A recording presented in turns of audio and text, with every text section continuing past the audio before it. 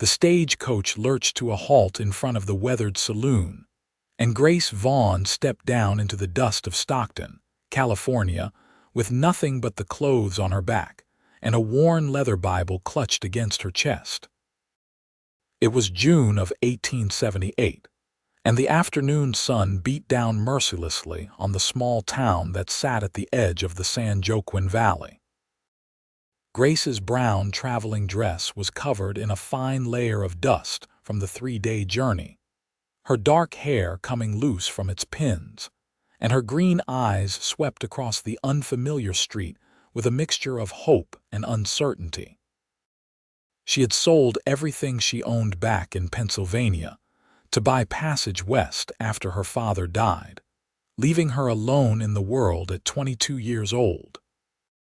The lawyer had informed her that her father's debts exceeded his assets, and she had been left with nothing except the family Bible and a letter from a distant cousin in California, who had once mentioned she could find work out west if she ever needed it. Grace adjusted her grip on the Bible and approached the first person she saw, a weathered man loading supplies onto a wagon. "Excuse me, sir. I'm looking for the Peterson Ranch. Margaret Peterson." The man scratched his beard and shook his head. "Peterson place burned down near 2 years ago. Margaret moved back east with her daughter." "Sorry, miss." Grace felt her heart sink into her stomach. She stood in the middle of the dusty street, completely alone in a town where she knew no one, with exactly $3.75 in her pocket and nowhere to go. The stagecoach was already turning around, heading back the way it came. She swallowed hard, fighting back the tears that threatened to fall. She would not cry. Her father had raised her to be stronger than that. "You look lost." Grace turned to find a tall man watching her from the porch of the general store. He was lean and sun-bronzed, probably in his late 20s, with dark hair that curled slightly at his collar and gray eyes that assessed her with curiosity rather than judgment. He wore dusty work clothes and a hat pushed back on his head, and there was a kindness in his face that made Grace's shoulders relax slightly. "I am lost," she admitted, seeing no point in pretending otherwise. "I came here to stay with my cousin, but I've just learned she moved away. I don't suppose you know of anyone who might need help. I can cook, clean, mend clothes, teach children their letters. I'm a hard worker." The cowboy stepped down from the porch and walked closer, his boots stirring up small clouds of dust. He glanced at the Bible in her hands, the only possession she carried. "That all you brought with you?" "Yes," Grace said quietly, feeling ashamed of how little she had. "Everything else had to be sold." "That's all you'll ever need here," the cowboy said, nodding at the Bible. His voice was warm and sincere, without a trace of mockery. "If you've got faith and you're willing to work, you'll do fine in this town. I'm Samuel Hartley. I run a ranch about 5 miles north of here with my brother. We lost our housekeeper 3 months back when she married the blacksmith. Been making do, but the place is falling apart without someone to manage the house." "Can you really cook?" "Yes, sir. My mother taught me before she passed when I was 16. I've been keeping house for my father these past 6 years." Samuel studied her for a long moment, and Grace tried not to fidget under his gaze. Finally, he nodded. "The pay is $20 a month plus room and board. You'd have your own room in the main house. My brother and I are both unmarried, so I'll be straight with you. There will be talk in town. A young woman staying out at the ranch with 2 bachelors. If that bothers you, I understand." Grace thought about her options. She could use her remaining money to stay at the boarding house for perhaps a week, and then what? At least this was honest work with honest pay. "Mr. Hartley, I came 2,000 miles to start a new life. I left behind everything I ever knew because I had no other choice. If people want to talk, let them talk. I need work and you're offering it. I accept your offer." A slow smile spread across Samuel's face, the first real smile she had seen from anyone since arriving. "Good. I've got to finish up some business here in town, but I can take you out to the ranch this evening. In the meantime, why don't you get yourself something to eat at the restaurant? Tell them to put it on the Hartley account." "Thank you," Grace said, meaning it more than he could possibly know. "Thank you so much. Don't thank me yet. You haven't seen the state of the house." Samuel touched the brim of his hat. "Meet me back here in 2 hours." Grace watched him walk away, feeling something shift in her chest. She had been so frightened during the entire journey west, so uncertain about what awaited her. But Samuel Hartley had looked at her worn Bible and seen value instead of poverty. He had offered her a chance when she had nowhere else to turn. She pressed the Bible against her heart and whispered a prayer of thanks before heading toward the small restaurant Samuel had indicated. The next 2 hours passed slowly. Grace ate a simple meal of beef stew and bread, savoring every bite because she did not know when she had last had a proper hot meal. The woman who ran the restaurant, a plump lady named Mrs. Chen, whose family had come from China to work on the railroads, was kind and gave her an extra biscuit without asking for payment. Grace tucked the biscuit into her pocket for later, old habits of frugality dying hard. When she returned to the general store, Samuel was waiting with a wagon. He helped her up onto the seat, and Grace was acutely aware of the strength in his hands, the way he was careful not to hold on longer than necessary. They rode out of town in companionable silence, and Grace took in the landscape around her. It was so different from Pennsylvania. Everything here was bigger somehow, wider and more open. The mountains in the distance were brown and golden rather than green, and the sky seemed to stretch on forever. "What made you come all the way out here?" Samuel asked after a while. Grace considered how much to tell him. "My father died 2 months ago. We had a small shop, but he had borrowed money to keep it running and I didn't know. After his funeral, the bank took everything. I had a letter from my cousin Margaret saying I could come stay with her if I ever needed to. So I sold what little was left and bought passage west. That took courage, or desperation." Grace smiled slightly. "I'm not sure there's much difference sometimes." Samuel glanced at her and there was understanding in his eyes. "I know something about that. My brother and I came out here 7 years ago from Missouri. Our parents died of fever within a week of each other, and we had nothing keeping us there. Figured we'd try our luck in California. Started with nothing but 2 horses and a dream. Now we've got 500 acres and a decent herd." "You built all that in 7 years. It hasn't been easy. There were times I thought we wouldn't make it through the winter, but we worked hard, saved every penny and slowly built it up. That's how it is out here. If you're willing to work and you don't give up, you can make something of yourself." The ranch appeared over a rise, and Grace felt her breath catch. The main house was a sprawling wooden structure with a wide porch, and while it clearly needed some care, the bones of it were good. There was a large barn and several outbuildings, and she could see horses in a distant corral. It was beautiful in its rough way, a testament to hard work and determination. A man who looked remarkably like Samuel emerged from the barn as they pulled up. He was perhaps a year or 2 younger, with the same gray eyes but lighter hair. "You actually found someone. Thomas, this is Miss Grace Vaughn. She's going to be keeping house for us. Miss Vaughn, this is my brother Thomas." Thomas wiped his hand on his pants before shaking hers. "Welcome to the ranch, Miss Vaughn. I apologize in advance for the state of everything. We've been batching it for a while now." Grace climbed down from the wagon, smoothing her dusty skirts. "Why don't you show me the house and I'll see what needs doing?" The interior of the house made her wince. Dishes were piled in the kitchen, dust covered every surface, and there were muddy boot prints tracked across the floor. The furniture was good quality but neglected, and the whole place had the stale smell of a house without a woman's touch. But underneath the mess, she could see the potential. The kitchen was spacious with a good stove, and the main room had large windows that let in plenty of light.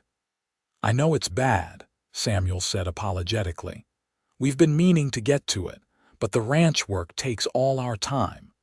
Grace set her Bible carefully on a clean corner of the table. "It's nothing that soap and water won't fix. Show me my room and then I'll need to know where you keep supplies. I'll start first thing tomorrow morning." Her room was at the back of the house, small but with a window overlooking the hills. There was a bed, a dresser, and a washstand. It was more than she had hoped for. Samuel brought in a pitcher of water and set it on the stand. "We usually eat around 7 in the morning and 6 at night. Lunch is whenever we come in from working. If you need anything from town, just let me know and I'll get it next time I go in." "Thank you, Mr. Hartley." "Samuel," he corrected. "No point in being formal when we're going to be living under the same roof." "Samuel, then. You can call me Grace." He smiled at her, and Grace felt a flutter in her stomach that had nothing to do with hunger. She told herself firmly that she was being foolish. Samuel Hartley was her employer, nothing more. He had given her a job when she desperately needed one, and she would not complicate things by developing feelings for him. But that night, lying in her new bed and listening to the unfamiliar sounds of the ranch, Grace could not help thinking about the kindness in Samuel's eyes when he had looked at her worn Bible and told her it was all she needed. She fell asleep with her hand resting on the Bible's leather cover, feeling for the first time since her father died that maybe, just maybe, everything would be all right. Grace woke before dawn, as was her habit. She dressed quickly in the dim light and made her way to the kitchen. If she was going to earn her keep, she would start today. She found an apron hanging on a hook, rolled up her sleeves, and got to work. First, she got the stove going and set water to boil. Then she began tackling the mountain of dishes, washing and drying each one with care. The morning sun was just beginning to paint the sky pink when Samuel appeared in the kitchen doorway, clearly surprised to find her already working. "You didn't have to start so early," he said. "We would have understood if you took a day to settle in. I'd rather be useful." Grace dried the last plate and set it on the shelf. "Besides, I'm used to rising early.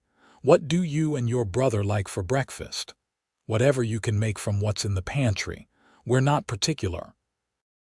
Grace investigated the pantry and found eggs, bacon, flour, and some withered potatoes that would have to be dealt with soon. Within half an hour, she had breakfast cooking on the stove. Thomas appeared, drawn by the smell of coffee and bacon, and both brothers sat at the table watching her work with something like amazement. "I can't remember the last time this kitchen smelled this good," Thomas said, accepting the plate she handed him. "Miss Vaughn, if you cook like this every day, we might have to increase your wages just to keep you from running off." "The food is wonderful, Grace," Samuel agreed. "Thank you." They ate in comfortable silence, and then the brothers headed out to begin their work day. Grace spent the morning cleaning, starting with the kitchen and working her way through the rest of the house. She found a broom and swept away months of accumulated dust. She washed windows until they sparkled. She beat the rugs outside until her arms ached. By the time she stopped for lunch, the house was beginning to look like a home again. Samuel came in around noon, and she watched his face as he took in the transformation. "Grace, this is incredible. You've done more in one morning than Thomas and I managed in 3 months." "It just needed some attention." She wiped her hands on her apron. "I made sandwiches for lunch. They're on the counter. You should eat too. You've been working all morning." They sat together at the now clean table, and Grace found herself relaxing in Samuel's presence. He was easy to talk to, with none of the awkwardness she might have expected. He told her about the ranch, about the challenges of raising cattle in California's variable climate, about his plans to expand the herd in the coming year. She told him about her life in Pennsylvania, about her father's bookshop, about the quiet streets that were so different from this wide open land. "You miss it?" Samuel asked. "Pennsylvania?" Grace considered the question carefully. "I miss my father. I miss knowing exactly what each day would bring, but I don't miss feeling trapped. There's something about this place that feels like possibility. Does that make sense?" "Perfect sense. That's exactly why Thomas and I came out here. Back in Missouri, we would have been farm hands for someone else our whole lives. Here, we have a chance to build something of our own." Over the following weeks, Grace settled into a routine at the ranch. She rose early to make breakfast, spent her mornings cleaning and mending, and her afternoons preparing dinner and tending to the kitchen garden she had discovered behind the house. The work was hard but satisfying, and for the first time since her father's death, she felt like she had a purpose. Samuel and Thomas were good employers, respectful and appreciative of her efforts. But Grace found herself increasingly aware of Samuel in particular, the way he would thank her for meals, the way he sometimes lingered in the kitchen to talk with her while she cooked. She caught herself looking for him when he came in from working, noting the way the sun had darkened his skin, the way his hair curled when it was damp with sweat. She told herself repeatedly that she was being foolish. She was the housekeeper. He was her employer. Nothing more could come of it. But her heart did not seem to listen to reason. One evening in late July, about 6 weeks after Grace had arrived, a thunderstorm rolled through. It was the first real rain she had seen since coming to California, and she stood on the porch watching the lightning illuminate the hills. Samuel joined her, 2 cups of coffee in his hands. He offered her one without a word, and they stood side by side watching nature's display. "It's beautiful," Grace said softly. "Frightening, but beautiful. That describes a lot about this place. Beautiful and frightening." Samuel glanced at her. "Are you settling in all right? Is the work too much?" "No, it's perfect. I'm happy here, Samuel. Happier than I've been in a long time. Good, I'm glad." He paused, seeming to wrestle with something. "Grace, I need to tell you something. Thomas has been talking about going to town tomorrow for the summer dance. Most of the county shows up. He thinks we should all go, let you meet some people. But I want you to know, if you'd rather not, I'll tell him no. I don't want you to feel obligated. A dance sounds lovely. I haven't been to a dance since I was 18. You'll need a new dress. That one you wear is getting worn through in places. Take some of your wages and buy fabric in town. Mrs. Chen is a fair hand with a needle, or I'm sure she can recommend someone." Grace opened her mouth to protest that she could not afford to spend her wages on something so frivolous, but Samuel held up a hand. "That's not a request, Grace. You work hard for us, and you deserve something nice. Consider it a bonus if it makes you feel better."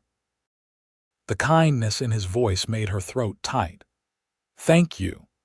They stood in comfortable silence, watching the storm, and Grace was acutely aware of how close Samuel was standing, close enough that she could feel the warmth radiating from him. She wondered if he felt the same pull she did, or if she was simply a lonely woman imagining things that were not there. The next day, they all rode into Stockton together. Grace visited the general store and selected a length of deep green cotton that would complement her eyes. Mrs. Chen's daughter, Lily, was indeed an excellent seamstress, and she promised to have the dress ready in 3 days, in time for the dance on Saturday. As they were leaving town, they passed a group of men outside the saloon. One of them, a burly man with a red face and mean eyes, called out, "Hartley, that your new whore keeping house for you." Samuel's face went hard as stone. He started to turn the wagon around, but Grace put a hand on his arm. "Please don't. He's drunk and stupid, and he's not worth your time." He insulted you. And if you fight him, all you'll do is give people more reason to gossip. I can handle cruel words, Samuel. I've heard worse." Samuel looked at her for a long moment, then nodded tightly and continued driving. But his jaw remained clenched for the rest of the journey home, and Grace could see how much it cost him to let the insult pass. The fact that he cared what people said about her, that her reputation mattered to him, made her heart beat faster. Saturday arrived warm and clear. Grace put on her new dress, and Lily had done beautiful work. The dress fit perfectly, nipping in at the waist and falling in soft folds to her ankles. She had washed her hair and pinned it up carefully, allowing a few curls to frame her face. When she emerged from her room, both Samuel and Thomas stopped talking and stared. "Well," Thomas said finally, "don't you look fine, Miss Vaughn?" But Grace was looking at Samuel, whose expression had gone soft with something she did not dare name. "You look beautiful, Grace," he said quietly. The dance was held in a large barn on the Fletcher Ranch, and it seemed like half the county had turned out. There was a band with a fiddle, a guitar, and a man on a harmonica, and the music spilled out into the warm evening air. Grace felt nervous as they entered, aware of the eyes turning toward them, but Samuel kept close to her side. "Would you like to dance?" he asked as the band started a new song. Grace had not danced in years, but she found she remembered the steps easily enough. Samuel was a good dancer, confident and smooth, and being in his arms felt natural in a way that made Grace's breath catch. They moved together across the floor, and Grace was aware of nothing but the music, the warmth of Samuel's hand at her waist, and the way he was looking at her like she was the only woman in the room. "I'm glad you came tonight," Samuel said as they swayed to the music. "So am I." They danced 3 more dances together before Thomas cut in, claiming it was not fair for Samuel to monopolize her all evening. Other men asked her to dance as well, and Grace accepted because it would have been rude to refuse. But her eyes kept finding Samuel across the room, and more often than not, she found him already looking at her. During a break in the music, Grace stepped outside for some air. The night was cool and pleasant after the heat of the crowded barn. She was standing in the shadows when she heard voices nearby. 2 women, gossiping. It's shameful, that's what it is. A young woman living out there with 2 unmarried men. Everyone knows what she must be doing to earn her keep. I heard she showed up in town with nothing but the clothes on her back, probably running from something back east. Well, I wouldn't let my husband within 10 feet of that ranch. No telling what disease she might be carrying. Grace felt her face burn with shame and anger. She knew people talked, but hearing it directly was different. She was about to step forward and confront them when Samuel appeared at her elbow. He must have heard them too, because his face was tight with anger. "Ladies," he said loudly, making both women jump. "I couldn't help but overhear your conversation. Let me clarify a few things. Miss Vaughn is our housekeeper, nothing more. She is a woman of impeccable character who found herself in difficult circumstances and had the courage to make a new start. The fact that you'd rather gossip and tear down someone you don't even know says far more about your character than it ever could about hers. Now, if you'll excuse us." He offered Grace his arm, and she took it gratefully. They walked back toward the barn, and Grace had to blink back tears. "Thank you for defending me. I meant every word. Don't let people like that get to you, Grace. They're small-minded and cruel. It still hurts." "I know." Samuel stopped walking and turned to face her. "Grace, I need to tell you something. I've been trying not to say anything because I didn't want to make things uncomfortable, but I can't keep quiet anymore. You're not just our housekeeper to me. You haven't been for weeks now. I look forward to seeing you every morning. I find excuses to come back to the house during the day just to talk to you. When that man insulted you in town, it took everything in me not to break his jaw.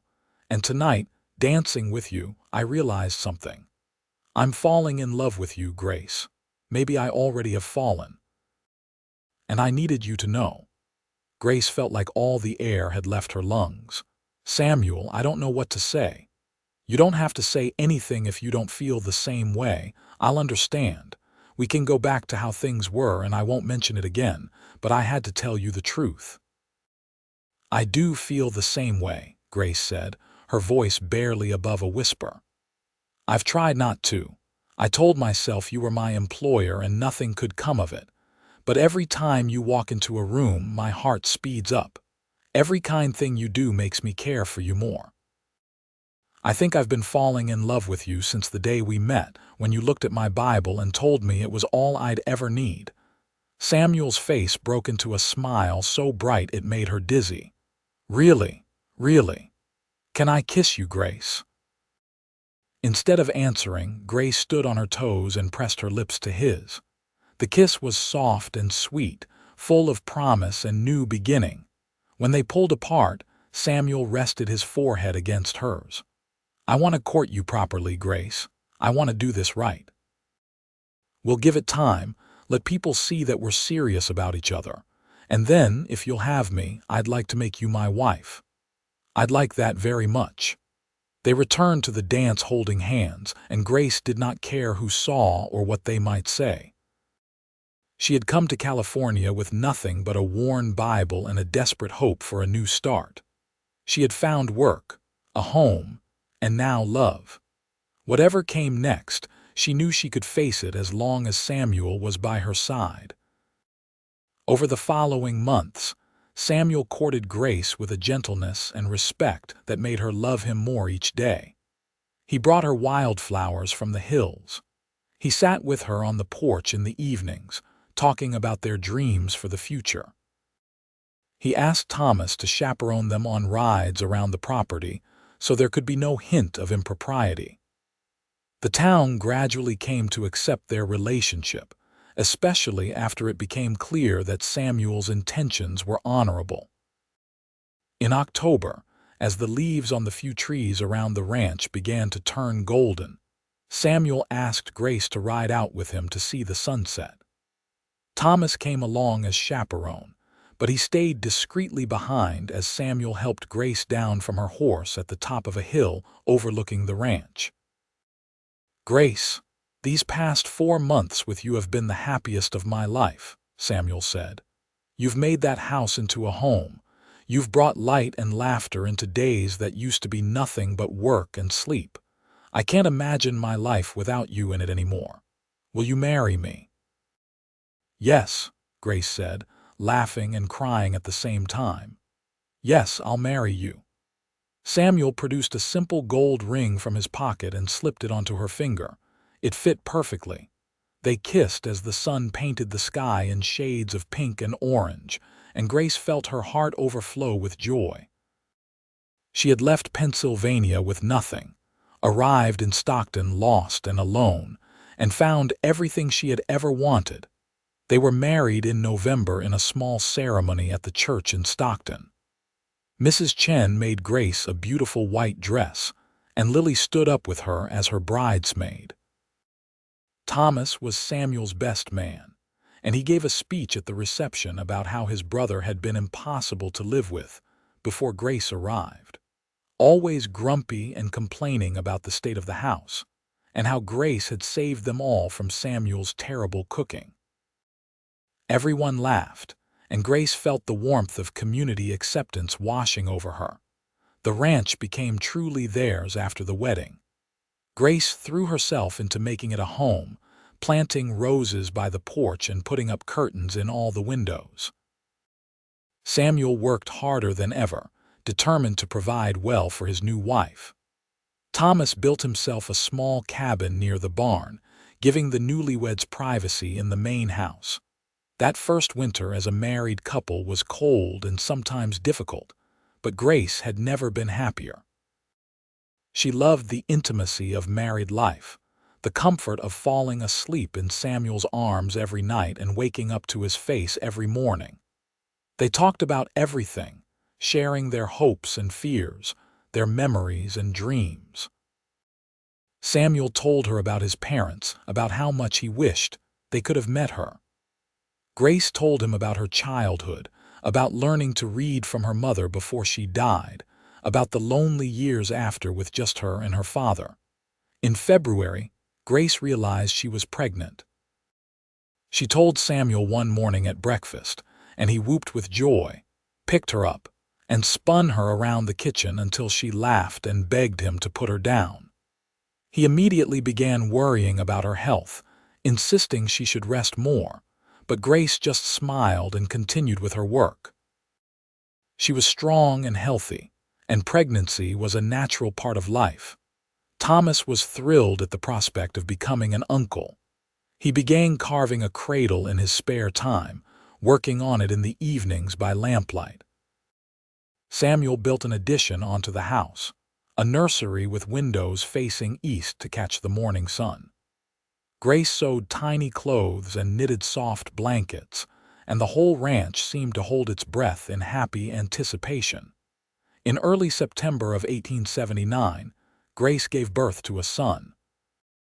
The labor was long and difficult, attended by Mrs. Chen, who had helped birth many babies in Stockton.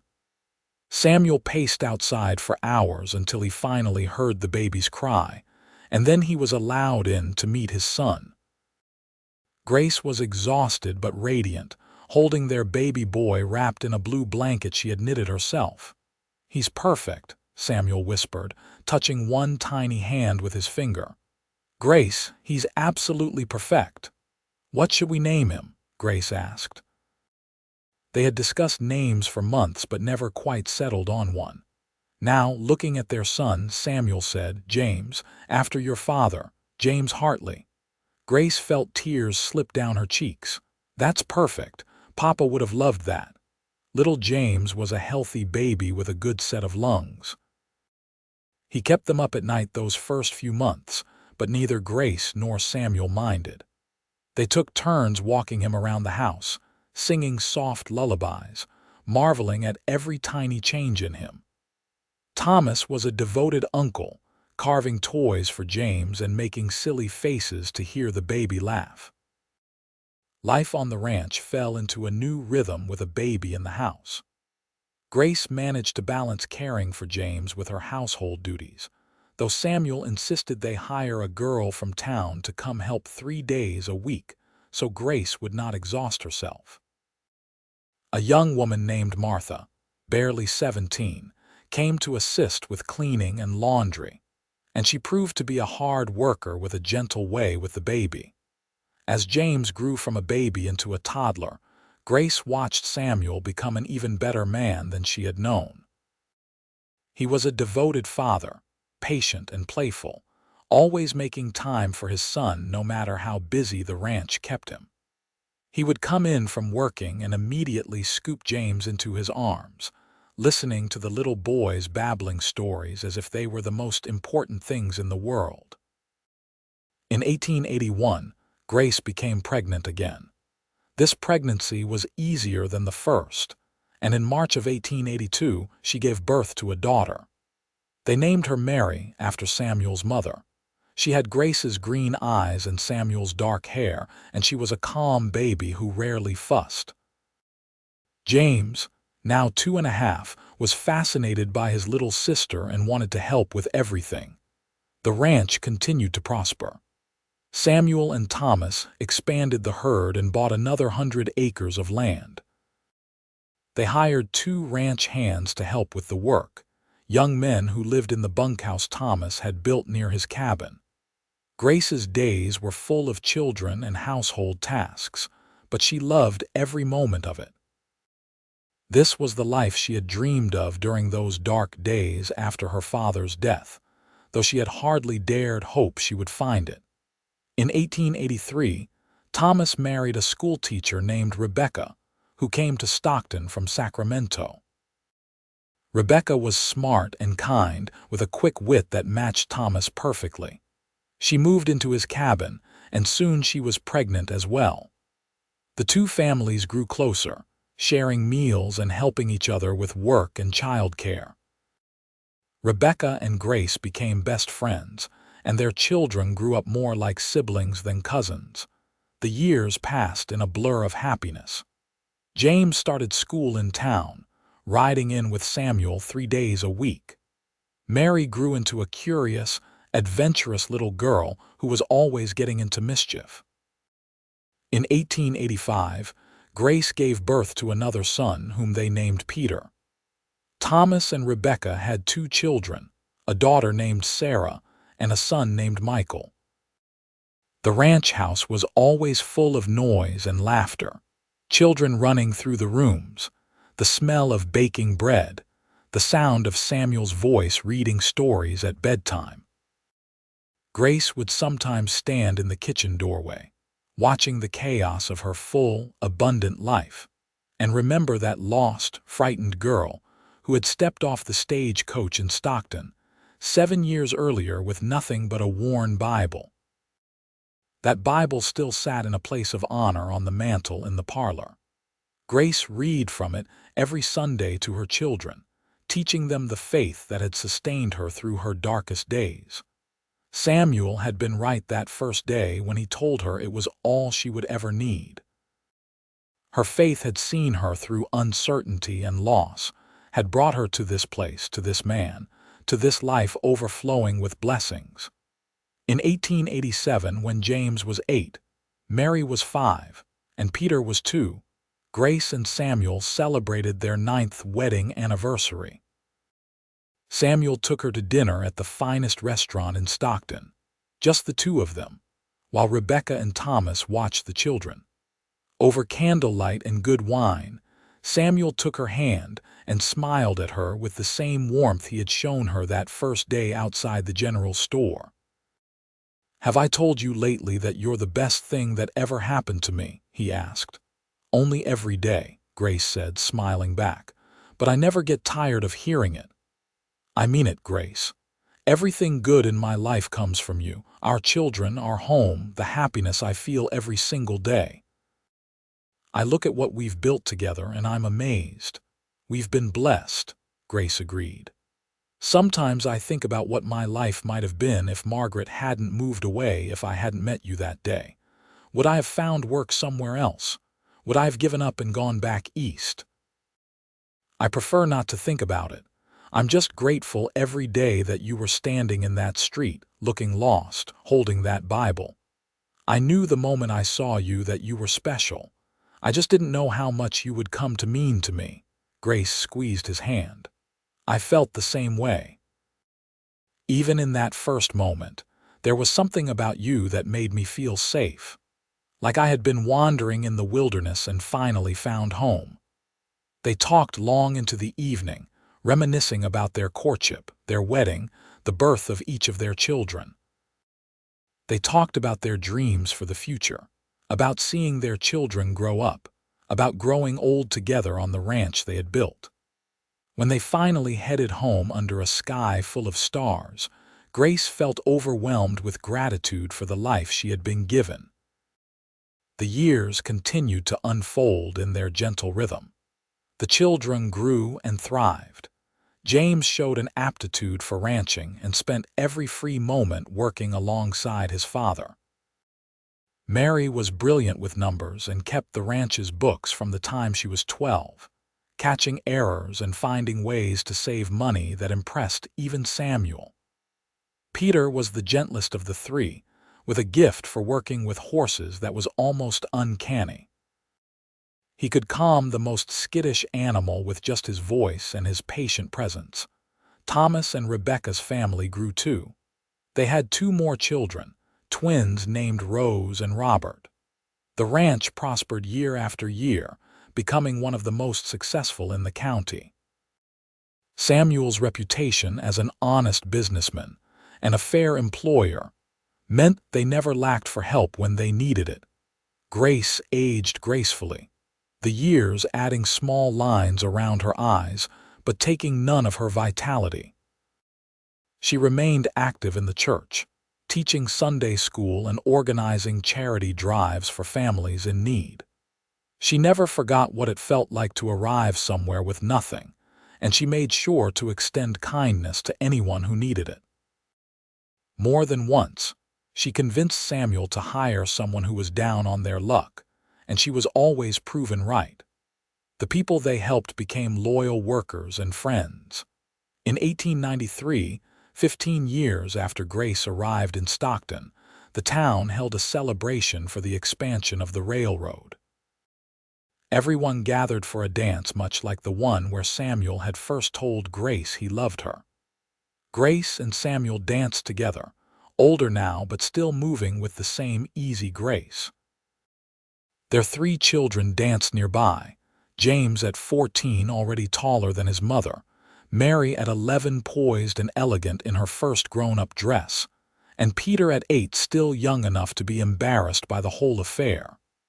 "You remember the last dance we attended here?" Samuel asked as they swayed to the music. "Of course. That was the night you told me you loved me, the night everything changed. I was so nervous. I thought you might laugh at me or tell me I was being inappropriate." Grace smiled up at him. "I was so shocked I could barely speak, but also so happy I thought my heart might burst." "Are you still happy, Grace? Every single day? Are you?" "More than I ever dreamed possible." Samuel pulled her closer. "Thank you for saying yes all those years ago. Thank you for taking a chance on a cowboy who had more dreams than sense. Thank you for seeing past a lost, frightened girl to the woman I could become. Thank you for building this life with me." They kissed softly, not caring that their children were watching and making disgusted faces at their parents' display of affection. Let them be disgusted now, Grace thought. Someday they would understand the precious gift of finding someone to love and building a life together. As the years continued to pass, Grace watched with pride and sometimes bittersweet joy as her children grew up and began lives of their own. James married the daughter of a neighboring rancher when he was 22, and they built a house on the far corner of the ranch property. Mary surprised everyone by deciding to attend a women's college in San Francisco, determined to study business and finance. She promised to return and help run the ranch with her new knowledge, and Grace believed her. Peter, at 15, was already being courted by girls from every family in the county, though he seemed oblivious to their attention, preferring the company of horses. Thomas and Rebecca's children were growing up as well, each finding their own paths. The ranch, which had once been just Samuel and Thomas's dream, had become a family legacy, something that would endure beyond any one generation. In 1895, Grace and Samuel celebrated their 20th wedding anniversary. Their children threw them a party at the ranch, inviting everyone they had ever known. The house and yard were full of people, full of laughter and music and the joy of community. Grace stood on the porch watching it all and felt Samuel's arms come around her from behind. 20 years, he murmured against her hair. "It's gone by so fast. And so slow," Grace said. "I feel like I've lived a lifetime with you, and yet it seems like just yesterday we were dancing at that barn, and you were telling me you loved me." "I loved you before that night. I think I loved you from the moment I saw you standing in the street, holding that Bible like it was the only solid thing in the world." Grace turned in his arms to face him. "It was the only solid thing in my world that day, my faith and the hope that God would provide.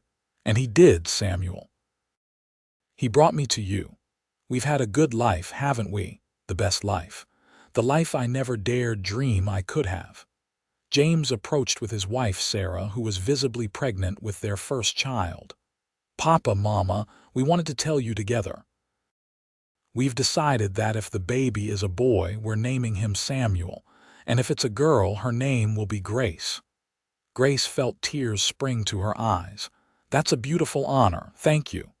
"It's only right," James said. "You two built all of this." You gave us the best example of what a marriage should be. We hope we can be half as good together as you've been." After James and Sarah moved away to rejoin the party, Grace wiped her eyes. "When did our little boy become a man?" "When we weren't looking," Samuel said. "That's how it always happens." The celebration continued late into the night. Grace danced with Samuel, with her sons, with Thomas, with half the men at the party. She laughed with Rebecca and the other women, swapped recipes and stories, accepted compliments on the beautiful home and family she had built. And through it all, she kept thinking about that worn Bible, now 20 years older but still sitting in its place of honor on the mantel. That Bible had been her mother's and her grandmother's before that. It had been the only thing of value she owned when she arrived in California, and Samuel had recognized its true worth immediately. Not the monetary value, but what it represented. Faith, hope, perseverance, the belief that good things were possible even in dark times. She had carried that faith with her through every challenge. Through the early days of uncertainty, through childbirth and illness and drought years when the ranch struggled, through the deaths of friends and the inevitable sorrows that touch every life, and that faith had never failed her. God had provided, just as she had trusted He would. He had given her Samuel, and through Samuel, everything else: home, family, love, purpose, joy. As the party wound down and guests began to leave, Grace found herself alone for a moment in the parlor. She took the Bible down from the mantel and opened it to the front page where generations of her family had recorded births and deaths and marriages. She ran her finger over her own wedding date, written in Samuel's strong handwriting: November 15, 1878. Below it were the birth dates of their 3 children. On the opposite page, Thomas had recorded his own marriage and the births of his children. This Bible, which had once been all she owned in the world, had become the repository of her family's history.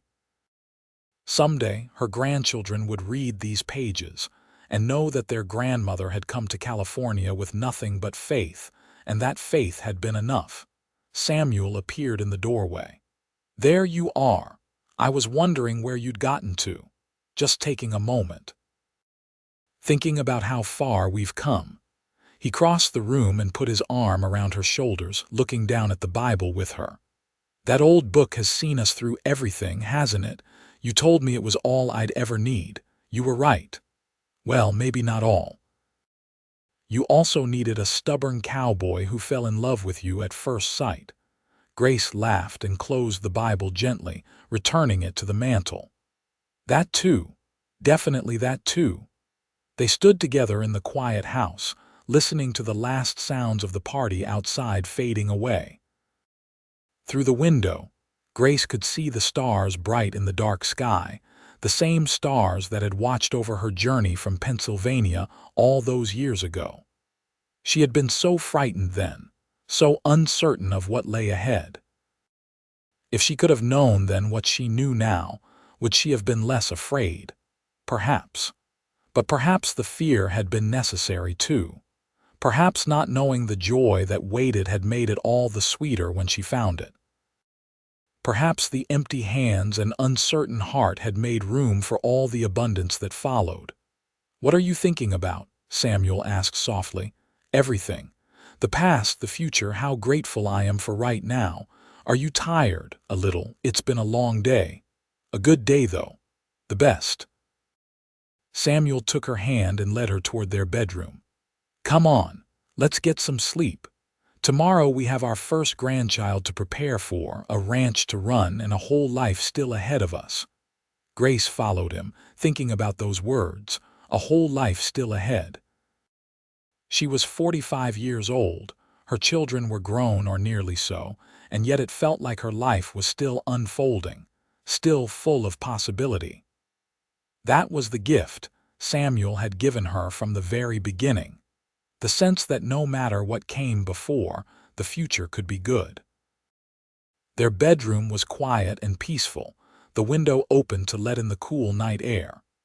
Grace changed into her nightgown and brushed out her hair while Samuel got ready for bed.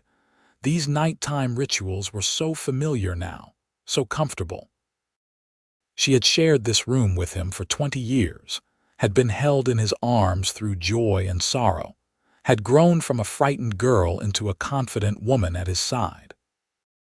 When they lay down together, Samuel pulled her close, and Grace rested her head on his shoulder, listening to the steady beat of his heart. This was home, not the house or the land or even the family, though all of those were precious. Home was right here in Samuel's arms, knowing she was loved and cherished and safe. "I love you," she whispered into the darkness. "I love you too," Samuel replied, his voice already heavy with sleep. "Always have, always will." Grace closed her eyes, content. Tomorrow would bring new challenges and joys, but tonight she would rest in gratitude for all that had been and all that was yet to come. She had arrived in Stockton with nothing but a worn Bible, and Samuel had told her it was all she would ever need. He had been right, but not in the way she first understood. The Bible had been enough not because she needed nothing else, but because it had given her the faith to believe that God would provide what she needed. And He had provided abundantly, beyond anything she could have asked or imagined. She fell asleep with a smile on her face, Samuel's arm warm around her, the sound of her family's laughter still echoing faintly from outside. This was more than she had dreamed of during those dark days after her father's death. This was more than she had hoped for when she stepped off that stage coach, dusty and alone and frightened. This was everything. The years that followed continued in their gentle, inevitable progression. James and Sarah's baby, a boy they named Samuel as promised, was born healthy and strong. Grace held her first grandchild in her arms and felt the circle of life completing itself in beautiful ways. She was a grandmother now, a matriarch, the foundation of a family that had not existed before she and Samuel built it together. Mary returned from college in 1898, armed with her degree and full of ideas for modernizing the ranch's business practices. She had always been brilliant with numbers, and now she had the education to back up her intuition.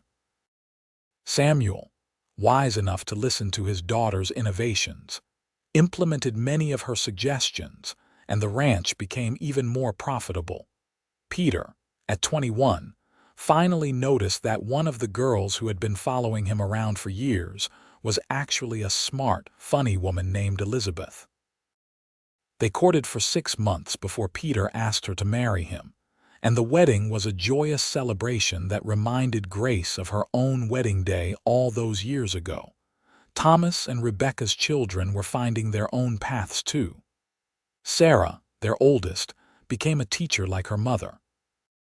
Michael took over much of the daily running of the ranch, working alongside James.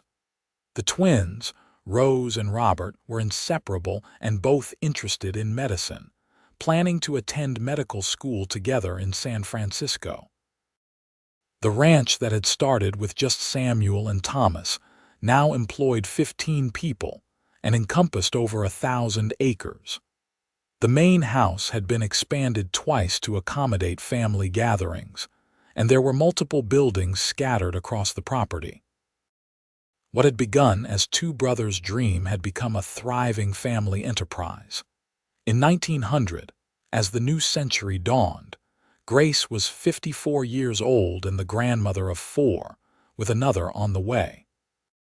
She still rose early to make breakfast, still tended her garden, still kept the house running smoothly. But now there were daughters-in-law to help, and grandchildren running through the rooms, and the house was fuller and more alive than ever. On a warm Sunday afternoon in May, the entire family gathered for dinner as they did every week. The table had to be extended with boards and extra chairs to fit everyone. Grace and Samuel at the heads, their 3 children and their spouses, Thomas and Rebecca and their 5 children, and the grandchildren in high chairs or on laps. It was loud and chaotic, with multiple conversations happening at once, children laughing and occasionally crying, and the organized chaos that comes with a large, happy family. Grace sat at her end of the table, watching it all, and felt her heart overflow.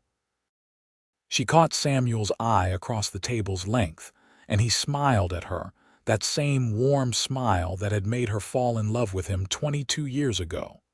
They had built this together. Every person at this table existed because 2 people had found each other and chosen love.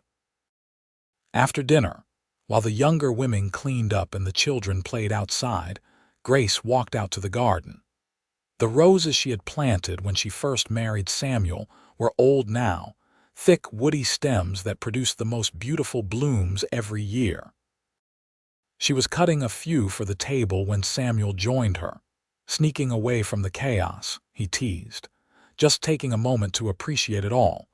Do you ever stop and think about what we've created all the time?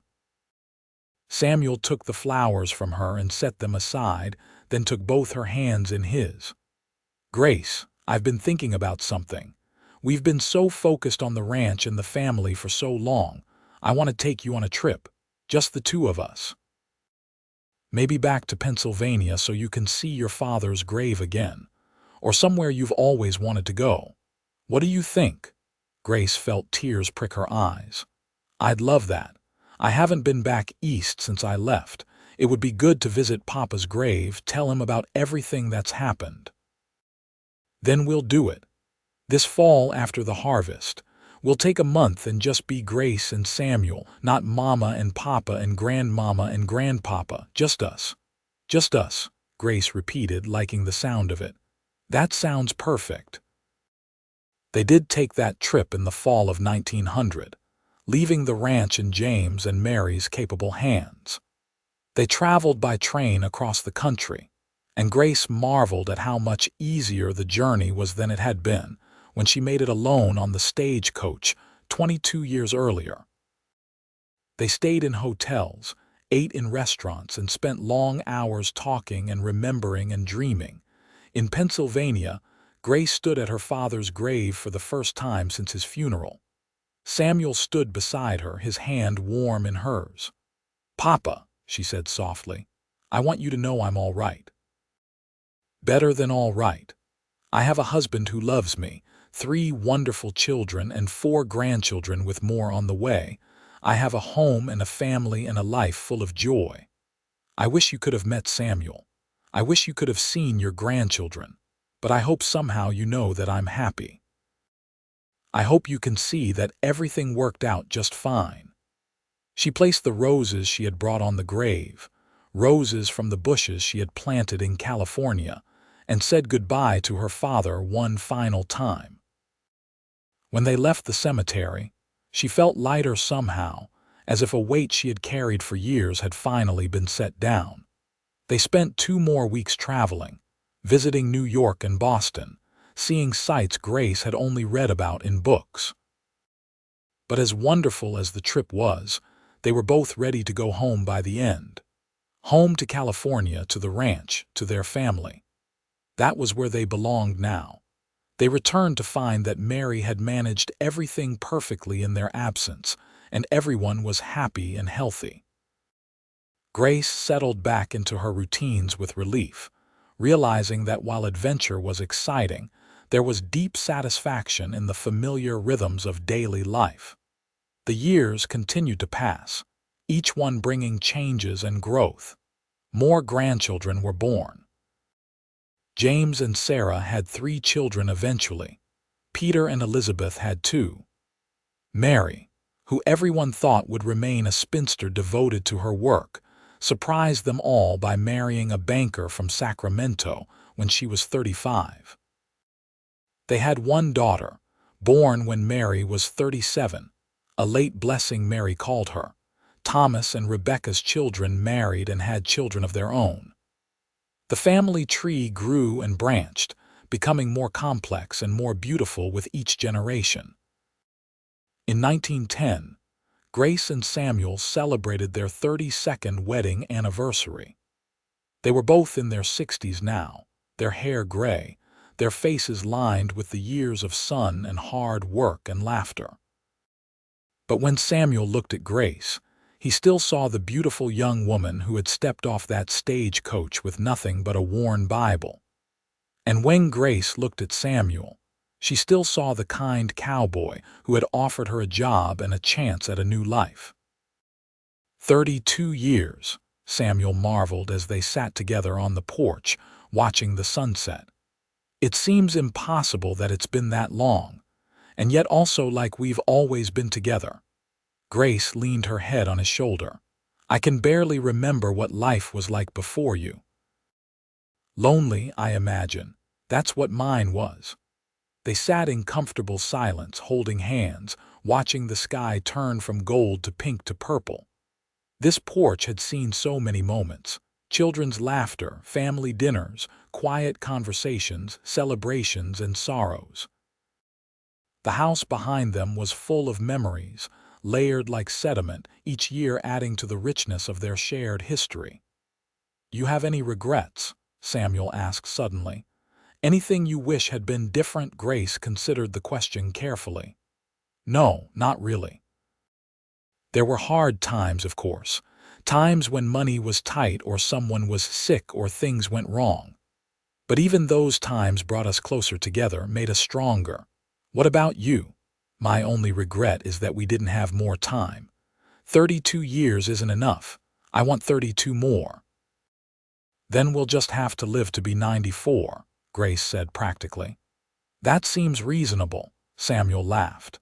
If anyone could manage it through sheer stubbornness, it's you. They did not live to be 94, but they came close. Grace made it to 88 and Samuel to 90. They spent their final years surrounded by family, watching their grandchildren have children of their own, seeing the ranch continue to thrive under the management of the next generation. Grace remained sharp and active almost until the end. She still read from her Bible every Sunday, though now she did it from a comfortable chair while her great-grandchildren sat at her feet. She still tended her roses, though she moved more slowly and needed help with the heavy work. She still kept the house, though now it was more supervisory than actual labor. Samuel's body wore out before his mind did. He had worked hard his entire life, and his back and joints protested in his later years. But he remained cheerful and engaged, always interested in the ranch's operation, always ready with advice or a story for anyone who would listen. In the spring of 1930, 52 years after Grace first arrived in Stockton, Samuel took sick with pneumonia. He was 90 years old, and though the doctor did his best, they all knew the end was coming.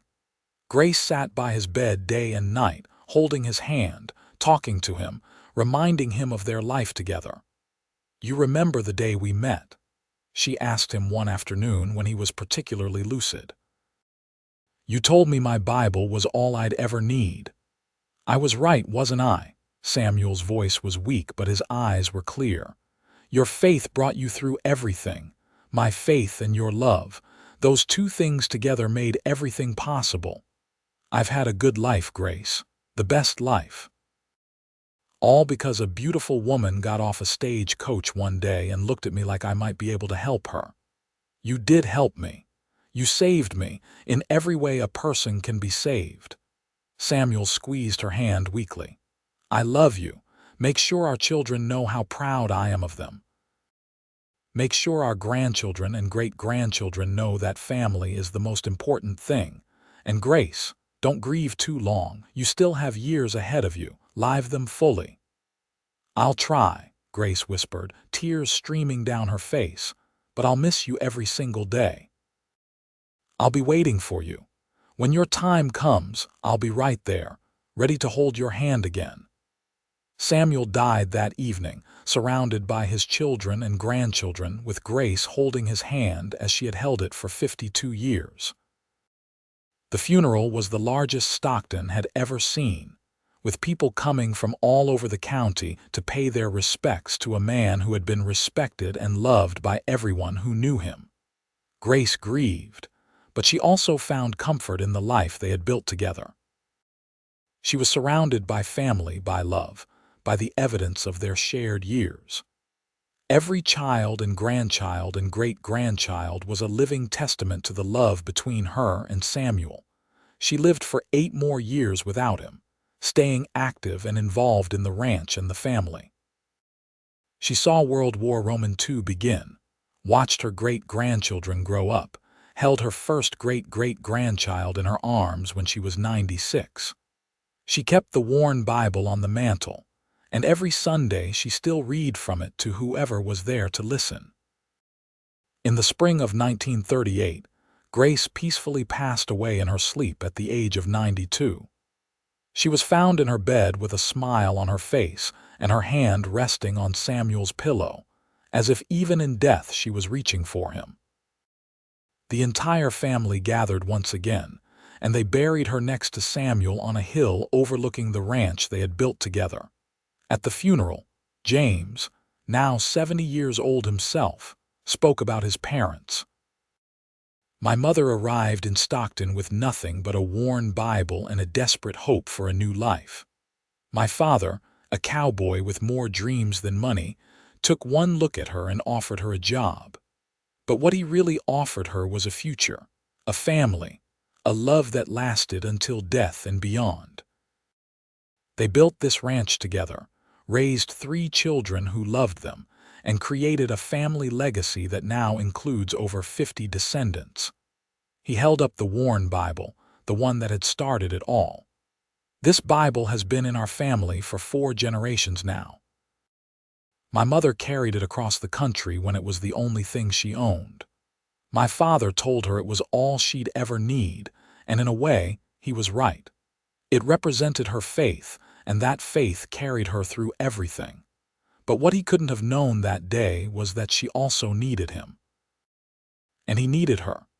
Together, they proved that love and faith and hard work can build something that lasts forever." The Bible was passed down to Mary, who kept it in her home and continued the tradition of recording family births and deaths on its pages. The ranch continued to thrive, managed now by the 3rd and 4th generations. The house where Grace and Samuel had lived and loved and raised their family was preserved, becoming the heart of the family compound. And sometimes, on quiet evenings when the sun was setting and the air was still, family members swore they could feel the presence of Grace and Samuel on the old porch, could almost hear Grace's laughter and Samuel's voice, could sense the enduring love that had founded everything they knew. The story of Grace and Samuel became family legend, told and retold to each new generation. The story of how she arrived with nothing and he saw her worth immediately. How they fell in love and built a life together. How a worn Bible and a cowboy's faith in a frightened young woman became the foundation of a family dynasty that lasted for generations. It was a love story for the ages, set against the backdrop of the Wild West, a testament to the power of faith, courage, and 2 hearts that recognized each other across the dust of a small California town one June day in 1878. And though Grace and Samuel were gone, their love lived on in every descendant who carried their blood, in every value they had instilled, in every memory of their extraordinary life together.